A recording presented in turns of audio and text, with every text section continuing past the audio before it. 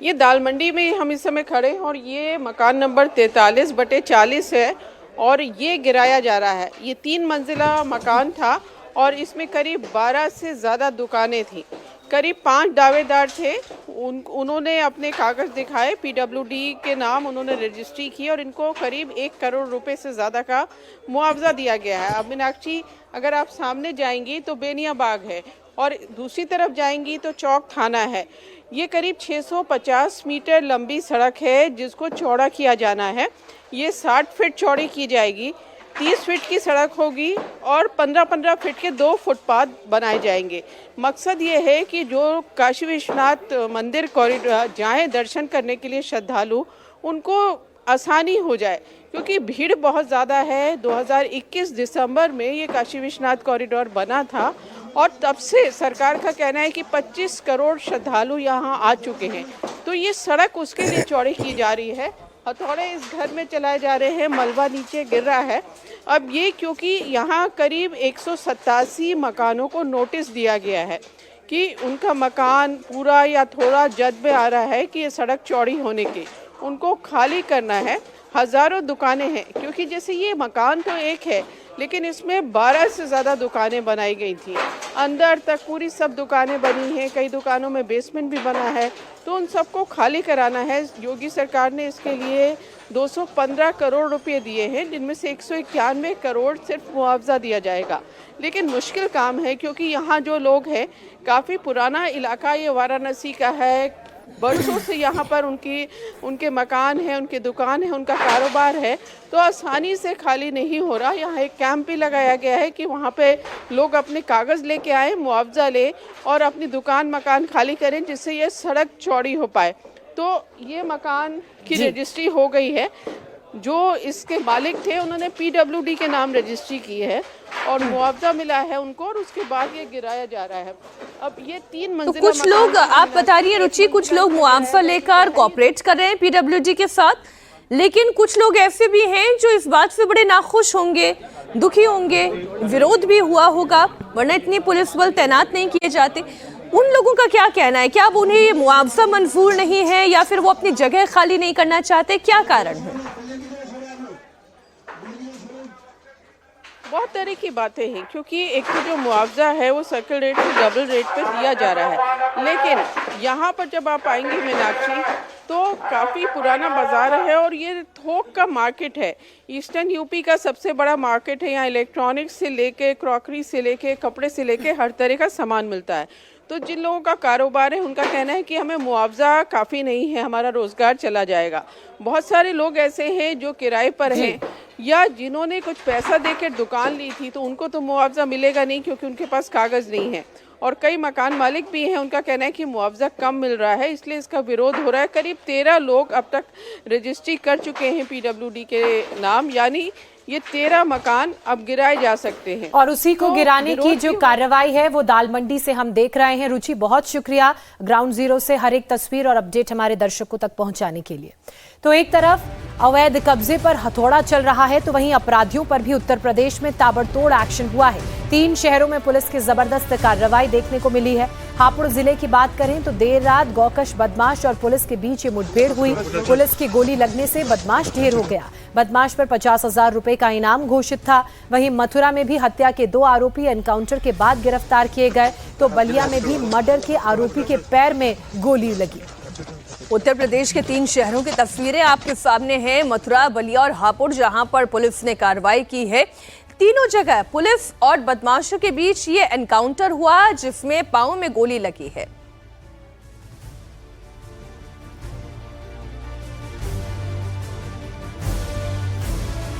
इसी बीच एक और बड़ी खबर आपको बता दें, हापुड़ में गौ तस्कर पशुओं को इकट्ठा कर पहाड़ ले जाने की फिराक में था।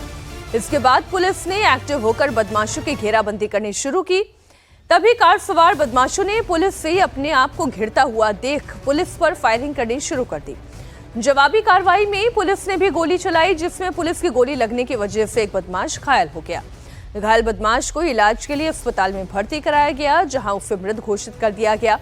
मृतक बदमाश हसीन पर 25 से ज्यादा मुकदमे दर्ज थे। वह असमौली थाने का हिस्ट्री शीटर अपराधी था। उस पर 50,000 रुपए का इनाम भी घोषित था। एक सस्पेक्टेड गाड़ी, स्विफ्ट डिजायर गाड़ी उनको नज़र आई, जिसका उन्होंने पीछा किया। उस गाड़ी का पीछा करते समय उस गाड़ी ने थानाध्यक्ष के ऊपर फायर किया, जानलेवा हमला किया। थानाध्यक्ष कपूरपुर ने उसकी जवाबी कार्रवाई में बदमाश घायल हुआ और उसको CSC धौलाना भेजा गया था। उसके बाद वो हायर सेंटर रेफर किया गया था, जहाँ पर रामा मेडिकल कॉलेज में, जहाँ पर उसको मृत घोषित कर दिया गया। उत्तर प्रदेश के हापुड़ के बाद अब प्रतापगढ़ की भी बात कर लेते हैं। यहां बड़े ड्रग्स कांड का खुलासा हुआ है। प्रतापगढ़ में पुलिस ने ड्रग्स माफिया पर शिकंजा कसा है। ड्रग्स माफिया के घर छापेमारी में यह बड़ा खुलासा हुआ। पुलिस और नारकोटिक्स विभाग ने ड्रग्स माफिया राजेश मिश्रा के घर पर रेड की और करोड़ों का कैश, उसके अलावा गांजा, स्मैक बरामद किया। ड्रग्स माफिया राजेश मिश्रा अभी जेल में बंद है। वो जेल से ही ड्रग्स का बड़ा नेटवर्क ऑपरेट करता था। पुलिस को इनपुट मिला था कि उसके घर पर बहुत सारा सामान रखा हुआ है। उसके बाद रेड की कार्रवाई को अंजाम दिया। तलाशी के दौरान 2 करोड़ से ज्यादा का कैश रिकवर हुआ। कैश इतना ज्यादा था कि उसे गिनने के लिए पुलिस को वक्त लगा और पुलिस ने मशीन तक मंगवाई। तलाशी के दौरान पुलिस को घर से लाखों का स्मैक और गांजा भी मिला।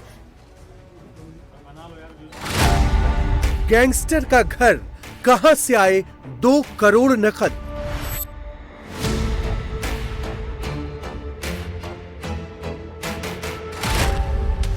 दो किलो गांजा, कैश का अंबार, कहां तक फैला जा?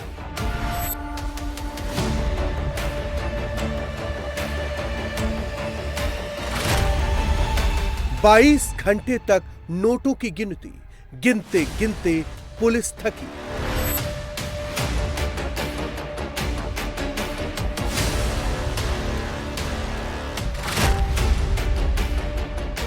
तीन कमरे, बोरे, डिब्बे, कैश निकला भर भर के।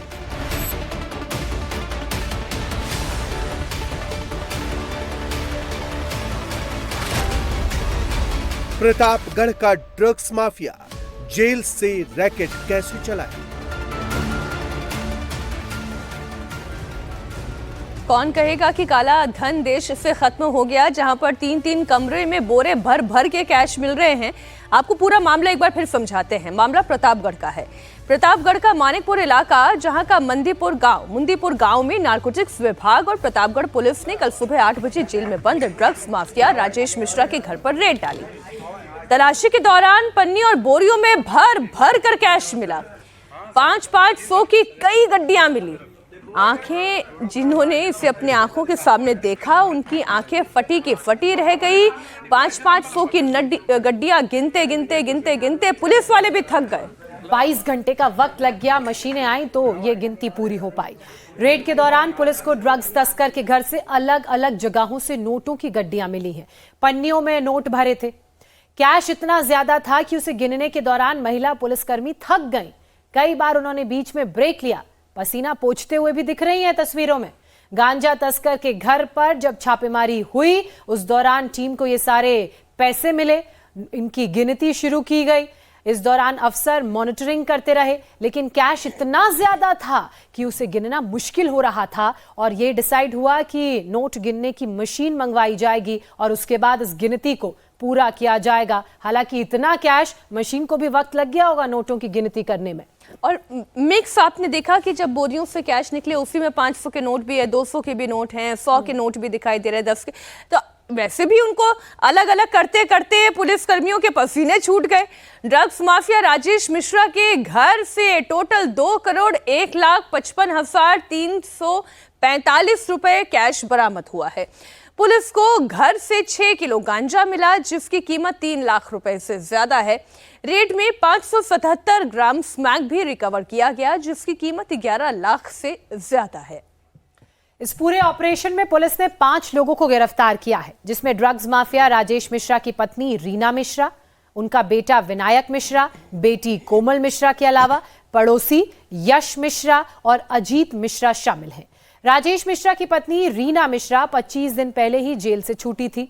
जेल से छूटने के बाद वो दोबारा से इस काम में लग गई। पुलिस ने राजेश मिश्रा की 3 करोड़ से ज्यादा की प्रॉपर्टी कुर्क कर ली है। बाकी की संपत्ति पर भी कार्रवाई की जा रही है। इधर उत्तर प्रदेश की राजधानी लखनऊ से एसटीएफ ने 48 लाख के ऑक्सीटोसिन इंजेक्शन बरामद किए हैं। इसके साथ ही एसटीएफ ने 2 आरोपी कयूम और इब्राहिम को भी धर दबोचा। ये लोग एक घर में ऑक्सीटोसिन इंजेक्शन की अवैध फैक्ट्री चला रहे थे।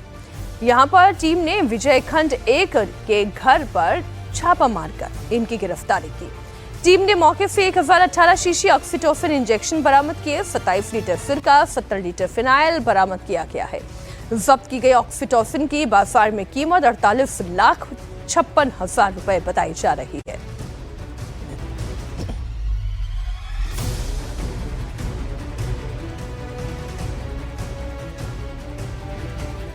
अभी में एक और बड़ी खबर महाराष्ट्र की मुंबई से आ रही है, जहां आर्मी हेडक्वार्टर में हुई चोरी के मामले में गिरफ्तारी की गई है। मुंबई क्राइम ब्रांच ने मामले में 3 आरोपियों को पकड़ा है, जिनमें से एक नाबालिग है। पुलिस ने आरोपियों के पास एक पिस्टल, एक जिंदा कारतूस, चांदी की ज्वेलरी, कैश तक बरामद किया है। चोरी के बाद तीनों आरोपी गोवा फरार हो गए थे। आर्मी हेडक्वार्टर में एक कर्नल के केबिन से उनकी सर्विस पिस्टल, 9 कारतूस, 450 ग्राम चांदी और 3 लाख रुपए की चोरी की गई।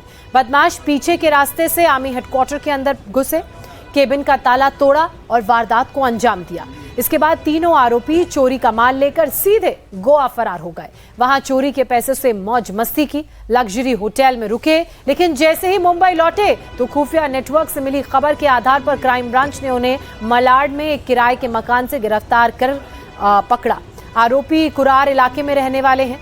तीनों लंबे वक्त से चोरी की अलग अलग वारदातों को अंजाम देते थे। कुरार पुलिस स्टेशन में इनके खिलाफ कई मामले दर्ज हैं। 2 आरोपियों को अरेस्ट कर लिया गया है, जबकि एक नाबालिग है और यही कारण है कि उसे बाल सुधार गृह में भेजा गया है।